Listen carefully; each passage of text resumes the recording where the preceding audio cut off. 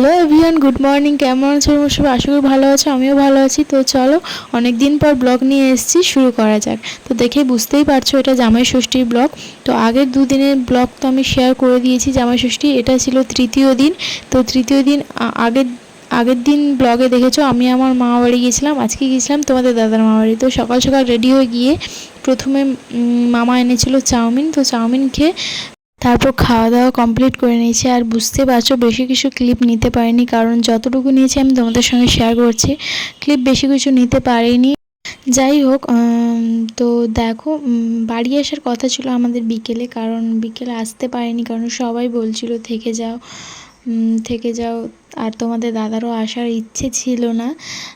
তো আমি বাড়ি আসবো বলেছিলাম, কারণ বুঝতে পারছো বাপের বাড়ি গিয়েছি, তো বাপের বাড়িতে থাকাই হয় না, কারণ এই দিক ওদিক করতে করতেই আমাদের সময় চলে যায়। কারণ এই দিক ওদিক যেতে হয়, কারণ সব আত্মীয় বাড়ি ওইখানে, তো যেতে তো হবেই একবার, মানে এত দূরে যেহেতু একবার যাই, তাই জন্য। তো যাই হোক, সেই দিন রাতে ছিলাম, আর পরের দিন সকালে বাড়ি চলে এসেছি। আর এইখানে দেখো, এটা পুজো হচ্ছে। এটা দেশে সব বাড়িতেই হয়। এটাকে দশহারা বলে, আই থিঙ্ক। হ্যাঁ, দশহারাই বলে। তো ওটার পুজো হচ্ছিল। তো আমরা বিকেলে বাড়ি চলে আসবো, তাই জন্য মা এখানে রান্না করছে মাছ, চিংড়ি মাছ, আর এমনি মাছেরও তরকারি হচ্ছিল। আর এইদিকে আমি ব্যাগ গুছাচ্ছিলাম। আমার একটু কষ্ট হচ্ছিলো, কারণ বাড়ি চলে আসবো, মারও কষ্ট হচ্ছিলো। যাই হোক, বাড়ি তো আসতেই হবে, সারা জীবন তো আর থেকে যেতে পারবো না, যত ইচ্ছে করুক। কি আশ্চর্য ব্যাপার, মেয়েদের নিজের বাড়িটাই পরের বাড়ি হয়ে যায় বিয়ের পর। এটাই সমাজের নিয়ম হয়তো। তো যাই হোক, এখানে ব্যাগ গোছাচ্ছি। আর ব্যাগ গুছিয়ে খাওয়া দাওয়া কমপ্লিট করে আমি এখানে রেডিও হয়ে গেছি, তোমাদের দাদাও রেডি হয়ে গেছে। তো এখন রেডি হয়ে যাব অটো করে, মানে যেখানে গাড়িতে উঠবো ওখানে যাব। তো চলো যাওয়া যাক। আর এখানে দেখো চলেও এসেছি অটো করে।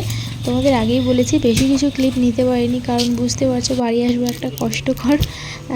তো যতটুকু নিয়েছি তোমাদের সঙ্গে শেয়ার করছি। আর এই পুচকে টাকার তো আগের ভিডিওতে তোমরা দেখেছো, এটা আমার দাদার ছেলে।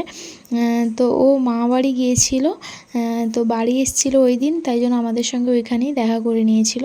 তো যাই হোক, অ্যাকচুয়ালি আমরা যাচ্ছি গাড়িতে করে, মানে আমার পিসি শাশুড়ির ছেলের গাড়িতে। উনিও কলকাতায় থাকে, তো ওনারও দেশে বাড়ি। তো উনি বাড়ি গিয়েছিলেন। তো উনি বাড়ি আসবেন, তাই জন্য আমাদেরকেও নিয়ে আসবেন বলেছিলেন, তাই জন্য আমরা ওনার গাড়িতেই আসছি। তো চলো এখন বাড়ি যাওয়া যাক। অনেকটা রাস্তা, বুঝতেই পারছো যাব। তো চলো বাড়ি যাওয়া যাক। আর রাস্তায় খিদেও পেয়েছিল, তাই জন্য তোমাদের দাদা লেস কিনে দিয়েছিল। আর কিছু খেতে এমনিতেও একটু কষ্ট হচ্ছিলো, বাড়ি ছেড়ে চলে আসছি, তাই জন্য লেস কিনে দিয়েছিল, ওটাই খাচ্ছিলাম। আর ওইদিকে তোমাদের দাদা মাকে ফোন করছে, কি রান্না করবে না করবে, খাওয়া দাওয়া হবে। তো চলো এখন বাড়ি যাওয়া যাক। আর কি বলতো, দেশ থেকে আমরা অনেক কিছুই জিনিস আনি, কারণ আমরা দেশের চালটা খাই, তাই জন্য চাল 3 বস্তা হয়ে গেছিলো। অনেক কিছু আমার বাবার বাড়ি থেকেই অনেক কিছু জিনিস দিয়েছিল। তো পুরো গাড়ি ভর্তি, পেছনে তোমরা হয়তো দেখতে পেয়েছো, গাড়ি পুরো ভর্তি হয়ে গেছে জিনিসপত্রে। তো কী বলতো, দেশ থেকে দেশের জিনিসগুলো খাওয়া, মানে দেশের চাল বা দেশের কোনো জিনিস যেটা মানে খাওয়ার যে স্বাদ, সেটা ওখানকার জিনিসে পাওয়া যায় না, এটা কিন্তু সত্যি কথা। তো চলো বাড়ি যাওয়া যাক। আর প্রচুর জিনিস হয়ে গেছিলো, শুধু আমরা দুজন বসার জায়গা ছিল, আর কিছু ছিল না। ওদের কিছু জিনিস ছিল, তারপর মেয়েদের জিনিসটাও অনেক ছিল।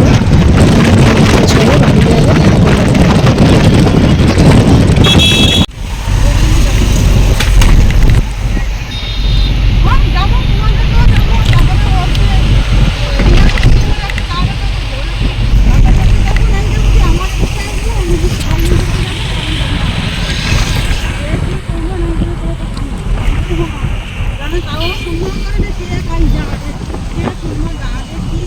এখানে দেখো প্রায় সন্ধে বেশি, 7টা 7:30 বেজে গেছে। আমাদের বাড়ি যেতে তো 9টা বেজে গিয়েছিলো।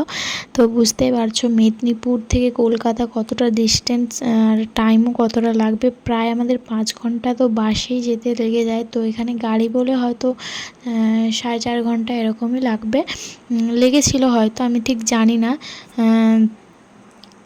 তো বাড়ি যেতে আমাদের 9টা বেজে গিয়েছিলো আর খুব ক্লান্ত লাগছিল। তো এখানে দেখো বাড়িও চলে এসেছি, আর বুঝতে পারছো এতটা রাস্তা বসে এসেছি কতটা কষ্টকর। তো আর কিছু এই জন্য ভিডিও করিনি, অনেক ক্লান্ত লাগছিলো। তো যাই হোক, আজকের ভিডিওটা এই পর্যন্ত। ভালো লাগলে অবশ্যই লাইক কমেন্ট শেয়ার করে দাও। দেখা হচ্ছে পরের ভিডিওতে। টাটা।